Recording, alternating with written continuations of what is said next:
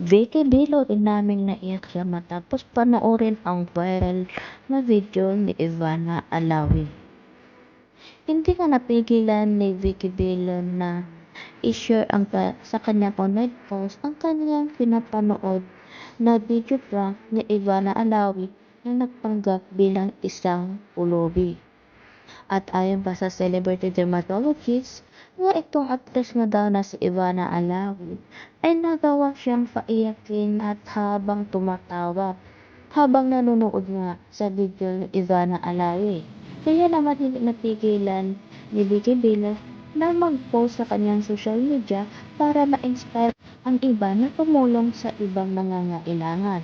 At nagpasalamat din siya sa kay Ivana na yung kanyang vlog daw is life-changing nga, sabi pa ni Dr. Bilo. At marami nga naman talaga yung mga tao ang natuwa at na-inspire at napaiyak sa vlog na itong Ivana Alawi kung saan nga siya ay nagpanggap na isang pulubi at humingi nga siya ng konting tulong sa mga nadadaanan niya o yung mga taong nagtitinda. Isa na nga dito, si Tatay Joselito na binigyan siya ng 20 pesos at bibigyan pa sana siya ng pambili ng tubig. At dahil doon nga sa ginawa ni Tatay Joselito, kaya doon niya napaiyak itong si Ivana Alawi at doon na nga binigyan siya ng pera naghahalaga ng 20,000 pesos. Kasi nga sobrang hanga siya sa ginawa ni Tatay Joselito.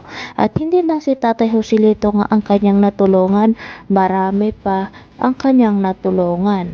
At tinupad nga ni Ivana Alawi ang kanyang sinabi kay Tatay Joselito na dagdagan niya pa ang kanyang ibinigay.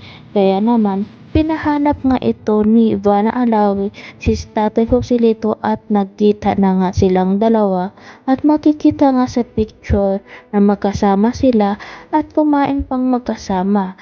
At higit na sa lahat ay bibilhan siya ng motor ni Ivana Alawi para naman may magagamit siya sa kanyang pagtitinda. Kasi ayon sa kay Tatay Joselito, masakit na daw yung tuhod ni Tatay Joselito sa paglalako ng kanyang paninda at malayo pa yung kanyang inuuwian. Kaya nahihirapan siya minsan, kaya minsan naman ay nauupo na lang siya sa isang tabi kasi nga hindi niya nakaya. Kaya maraming nagulat at na mga sa ginawa nga itong si Ivana Alawi kasi hindi lang siya maganda at mabait, kundi matulungin pa sa kapwa. Pero nga itong nakaraang araw, meron ding lumabas na issue na si Ivana Alawi daw ay may nilabag na batas sa kanyang pagpanggap bilang isang pulubi.